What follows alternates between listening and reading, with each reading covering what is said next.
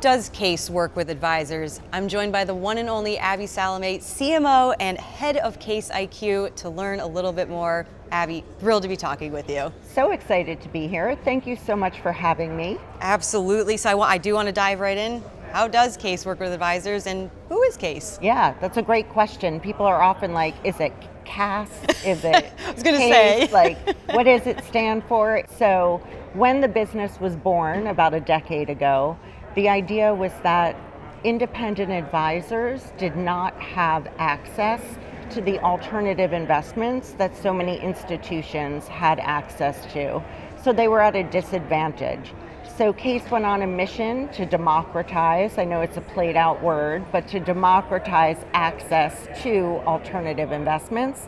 So we're essentially a fintech marketplace. We bring the leading alternative asset managers together with the independent wealth ecosystem, and then create the technology to allow for a seamless transaction process.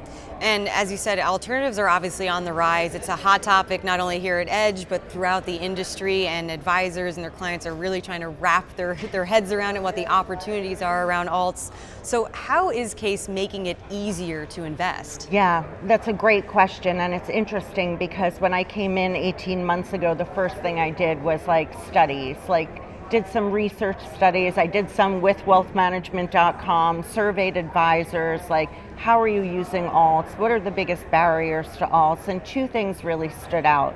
One, they don't understand them. So it's hard for them to incorporate something that they don't really understand into their client portfolios. And then two, the subscription document process and the integration process was so cumbersome. So what we are doing is essentially removing those barriers. So I also run CAIS IQ, which is our tech education platform that integrates seamlessly with the CAIS platform. But it's education from the top level, foundation level, to the asset class level, to the independent funds that we have on our platform. And it's all AI-based, intuitive, tech-driven, multimedia, so advisors can enjoy learning about alternatives before they actually invest in them. So that was one barrier. And then the second was just the whole friction of investing in alternatives. So we've created a digitized subscription document process, digitized customer profiles, know your client process, and we connect the pipes with all the custodians and the performance reporters, the reporting providers, so that it just really connects the ecosystem from a data and integration standpoint.